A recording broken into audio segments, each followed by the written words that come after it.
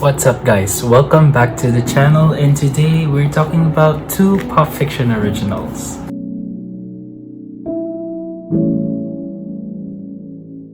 Before we start this book talk, I just wanted to say that these two books are great surprises just before I start the review or book talk.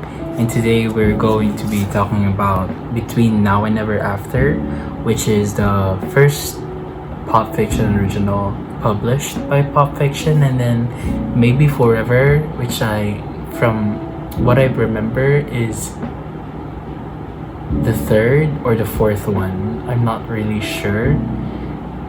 But yeah, I chose to pick these two books up because I'm doing a mini Fallen Baby Boo reading marathon this month, and Fallen Baby Boo or Ate Luis Carrion participated in writing both books. And if you didn't know, another one of those books is A&D, and actually already finished reading the book, but that's for another video. And now let's start to talk about the books.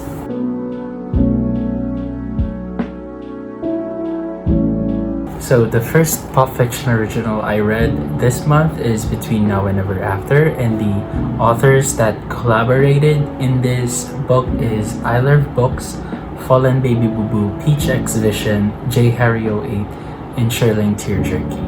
And just reading the names of these authors, I think these were the very first group of people that were published in the same year, if I'm not wrong. The first year Pop Fiction started publishing Wattpad books, and I think they were the first, or some of the people in the group that were published in the year 2013, I think, or 15. I'm not sure. I'm not that well versed in the history of pop fiction, but yeah, these five authors came together to write short stories about love, and this is the result. So let's start to talk about the things I liked about this book. So I love how this was such a trip of nostalgia reading the five stories from this book from these five authors, kasi it really took me back to the days of Wattpad. And yeah, I think this book is definitely a product of its time, but the thing is, just because it's a product of its time doesn't mean it's a bad thing. And kasi nung early Wattpad days, yun yung first time mo ba kumbaga na ma-in love sa binabasa mo, ma-feel yung angst dun sa binabasa mo, and other yung fresh feelings nung pagbabasa mo ng Wattpad the first time. And for me, that was in high school, and just reading through those five stories took me back to those times, and I really love that about this book. Now to the things I disliked. There's actually not much I noted down that I really disliked. If I were to mention anything, I think it was the story Five Weddings. I think it's the most, or at least from my perspective, it's one of the most unrealistic ones, because how could you attend 5 weddings and live in a small town and the two leads not meet each other? So parang imposible na nakatira kayo sa small town tapos never nag-cross yung paths nila. Because I feel like one way or another, like just reading small town romances that come from the US, parang everybody knows everybody. So by the time na nakarating na sa fifth wedding, I understand if you didn't know about that person the first wedding, pero by the time that the fifth wedding came about, it's surprising na hindi pa rin sila magkakilala or nag-meet up outside of the settings of the weddings. So yun na naman. And let's move on to the noteworthy moments. And the most noteworthy moment I have for this book is the last story, Goodbye Girl, by Sherling Tearjerky.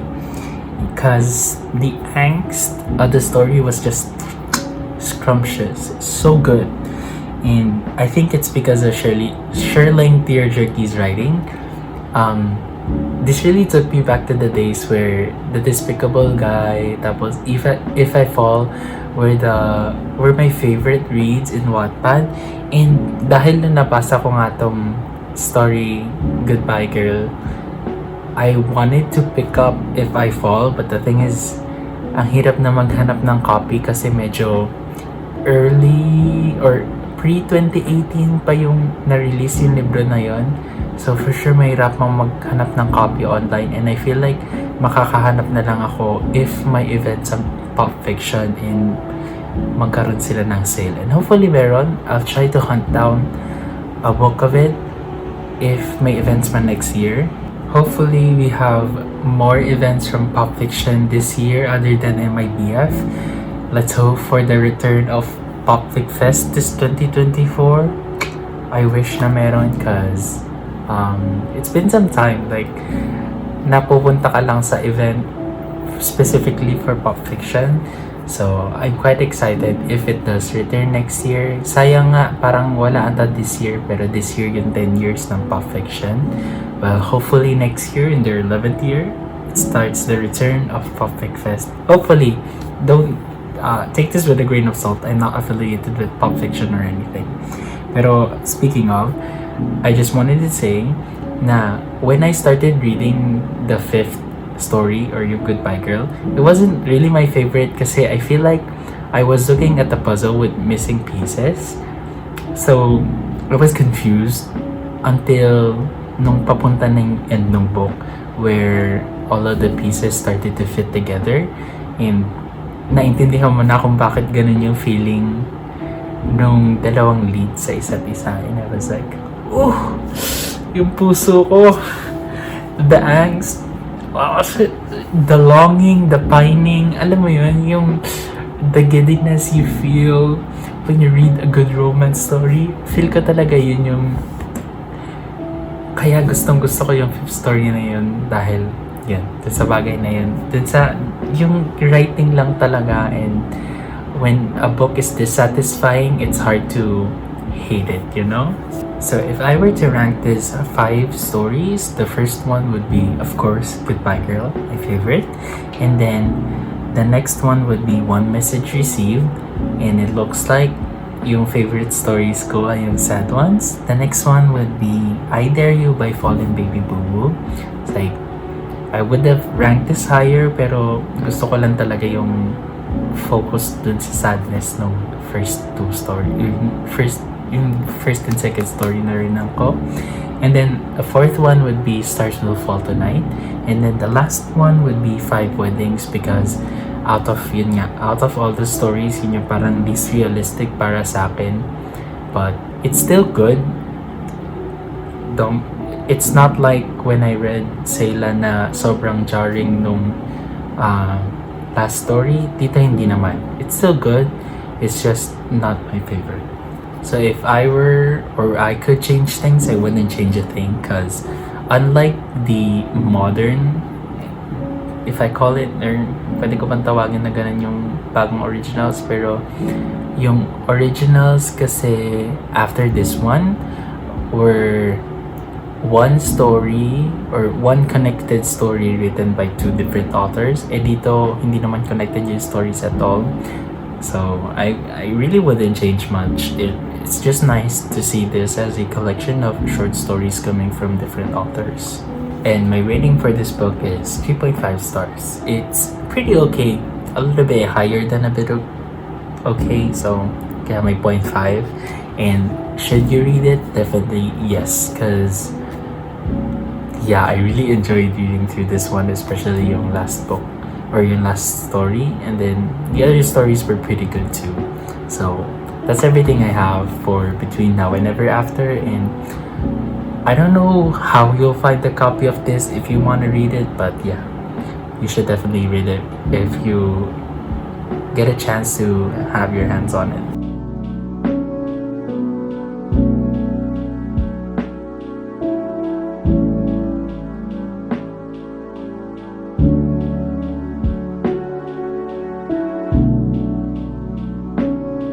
Now, let's talk about the next book, Baby Forever.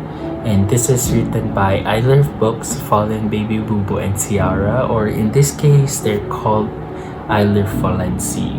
I Love Fallency. Okay, yeah. It's hard to pronounce because usually those words you don't say together, but yeah. So I Love Books and Fallen Baby Boo Boo were also collaborators in the book Between Now and Ever After, and now they're coming back again to actually collaborate this time kasi this is one story written by 3 different authors, and they enlisted Ciara to write them or help them write this book. I want to start the things I like by saying I really love the concept of this book, that we get to see her 2 decisions play out. So in this book, nagpropose si Kit habang nasa airport. So in this, yung decision ni Olivia is to either say yes or no. And in this book, those 2 scenarios play out. Makita natin kung ano nangyari if she decides one or the other. And I just really love that. The next thing I liked, which this will come as a surprise because I hate Olivia. It's like, habang binabasa ko yung libro, I hated her, but I think that was necessary kasi ipinakita nung dito sa libro, necessary siya para ipakita yung emotional immaturity niya when it comes to marriage. Because the thing is, hindi pa talaga siya emotionally prepared to get married. So, some of the decisions she makes are very dumb, kumbaga. Kaya, I hated her. But, the thing is, if it was a perfect book, then I wouldn't really like it. Kasi, even though I hated that she was emotionally immature, it was definitely necessary to the story to tell na kung bakit hindi pa talaga sila pwedeng ikasal pa ni Kit agad-agad, you know? Because dun sa yes portion, nakita natin na she decided to stay and get married agad, or get married in a few months, and the planning was just a disaster. And then Kit was showing some red flags because he couldn't make time for her, and they decided to get married early pero hindi niya mabigyan ng oras. So, sometimes yung ibang decisions na ginagawa nila is nakakairita kasi if they would have talked about it, like, heart to heart, just pour their emotions out, try to understand each other, then everything would have worked out. But if everything worked out, we wouldn't really get these stories, diba? So, yeah. And then, in the no naman, nung nag-no siya, umalis siya bigla, or tinakasan niya na lang si Kit. Tapos, lumipad na siya papuntang New York. And then, yeah, she never called Kit again. Dahil sa ginawa ni Kiera. So, heartbroken lang siya halos the whole time. They resolved it at the end, but she really didn't have to go through the heartbreak. Kasi she just could have talked to Kit, like, about it, you know? And if they clarified it earlier, and then she resolved. Pero yun nga, we wouldn't get this story if she was that emotionally mature. So, kailangan yung immaturity niya dito para matkwento tong dalawang storya na to, or yung both yes and no versions of the story. And the last thing I really liked about this book is that the 2 decisions is not the true ending. There were really just scenarios that could have happened if she decided one or the other. Kasi at the end of the story, parang naging dream sequence na lang yung yes and no, na parang deja vu flashback moments na lang para kay Olivia yon. And in the true ending, Kit was the one that made the decision for her. Instead of asking to marry Olivia, he just decided to drop his job at the architecture firm. I think I might have forgotten what his actual job was, but I think it was architecture. His job as an architect in the Philippines, and just go to the US para samahan si Olivia. And hindi man natin sila nakita mag-grow together, pero I think that was the right decision kasi it would have given them time to adjust to each other as persons, and then in the living situation, hindi katulad nung nag-yes kasi Kit was so distant at that time. So yeah, I think the true ending showed effort not only from Olivia but from Kit as well. So I really liked that. And those are the things I liked about this book. Now, for the things I disliked. Surprisingly, these were characters and not writing-wise. Kasi, again, I have a love-hate relationship with the characters in this story. Pero, there's two characters that I really didn't like. And the first one is Kiera. Yung kapatid ni Kit, or Kit. Kapatid ni Kit na best friend ni Olivia. The thing is, Kiera turned her back so easily on Olivia. I understand na kapatid mo si Kit, pero not hearing the side of Olivia at all just baffles me kasi aren't you two supposed to be best friends? Like, why are you choosing to not listen to Olivia and just hear Kit's side of the story when honestly they both made mistakes? So, in both stories hindi lang dun sa hindi lang sa yes pero sa no din, kasi dun sa yes tinalikuran lang agad ni Kiera si Olivia, and then dun naman sa no sinira ni Kiera yung chance ni Olivia and Kit na makapag-usap at mag-make up dun sa decision ni Olivia sa airport na sabihin na no. Because even though she said no doesn't mean that they were broken up, but Kiera inadvertently broken them up kasi naggawa siya ng lie that Kit has already moved on and has a new girlfriend. It's like, girl, that's a no-no. And the next character I despised is Uno, kasi Uno was pretty okay at first. Like, I feel like he would have been a good, like, second lead. Pero he just got creepy kasi tinatry niyang ipilit yung sarili niya kay Olivia. And that's another no-no. It's like, please, don't do that. And yeah, those are the two things I dislike, or two characters I disliked in this book. And other parts of the story, wala naman na. Yun na talagang dalawang yun. Like, they give me the ick. It's like, please, no. The next section we have are the noteworthy moments. And I feel like, other than the true ending, because that's one noteworthy moment for me, kasi na-enjoy ko talaga yung ending na yun.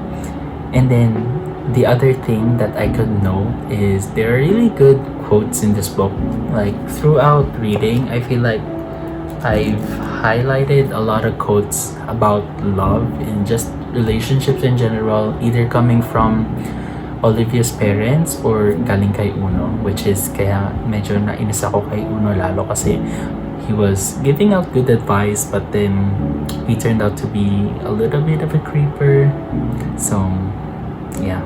And speaking of Olivia's parents, I really loved that they supported Olivia in whichever decisions she made, either going to New York or saying yes to Kit. They needed time to adjust, but they were still there to support her even though after nung nag-break up sila dun sa yes part ng story, and then nung sa no part, they always sent messages to Olivia to check up on her. That's just, I love parents, and especially when they support their kids. Now, let's move on to the things I want to change or I would change. And honestly, nothing, kasi feel ko talaga integral. Even though I hated na emotionally immature si Olivia, I feel like it was integral to the storytelling. So yeah, I wouldn't change that at all. Keep it as is. Even though I hated Olivia's character for most of the book until the true ending, okay lang. Kasi without those hating on Olivia, I wouldn't have loved the book. And speaking of how much I love the book, I rated this a 4 out of 5 stars because ganun lang talaga ako nabigla na sobrang nagustuhan ko yung ending. Like, if the true ending didn't happen, I don't think I would have liked it as much. Pero with the true ending, I feel like, yeah, I really loved and enjoyed this book. So, should you read it? Yes, definitely read this one because I wanted you to feel the emotions I felt as well, okay?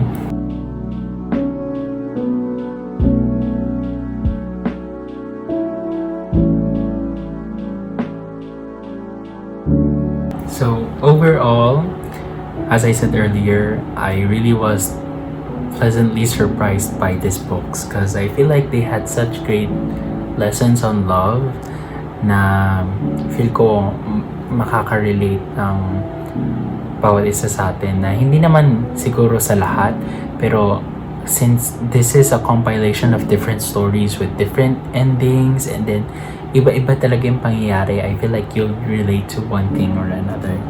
And then I really urge you to read these books kasi I don't know how you'll grab a copy because these are very old pop fiction books, and just hunting them down, I don't know how you're gonna find them, but if you do by chance get a copy, please read them. I think you'll enjoy them. And if I were to rank the pop fiction originals, which I think I'll do if I read more pop fiction originals, I'd rank maybe Forever higher than Between Now and Ever After. Kasi, as I said, Between Now and Ever After is their first foray into pop fiction originals, and the stories were not connected at all, just had an overarching theme about love. Pero after kasi netong first book, every other story has been connected, and I really like that kasi it's very collaborative for the different authors. So that's why I'll rank maybe Forever higher. And since I'm reading more pop fiction originals this month, let's see how they would stack up to this too. So yeah. Now, how about you guys? If you've read these books, did you enjoy them as well or hindi masyado? Please tell me in the comments below. And that's all I have for this video. If you like the video, please hit the like button. I really appreciate it. And if you like my content, please subscribe because I review pop fiction books with occasional books that I'm interested in na hindi pop fiction, but I mostly do pop fiction. And wait lang pala, I do have playlists for these two books, so please check them out below. I'll link them in the description box, and that's everything I have, I guess. Like, subscribe, comment. Yeah, I ask you to comment naman. I'm still not the best YouTuber, so I sometimes forget stuff. That's why I write stuff down in my journal, kasi kung di ko sila isusulat, I'll forget about it. But that's all I have for the video. Hopefully you enjoyed this. Feel ko sobrang excited lang ako throughout the video, and hopefully it's tolerable for you guys, but I just really enjoyed these books. So yun lang. Thanks for watching. Bye. It's Covey. Bye. Bye.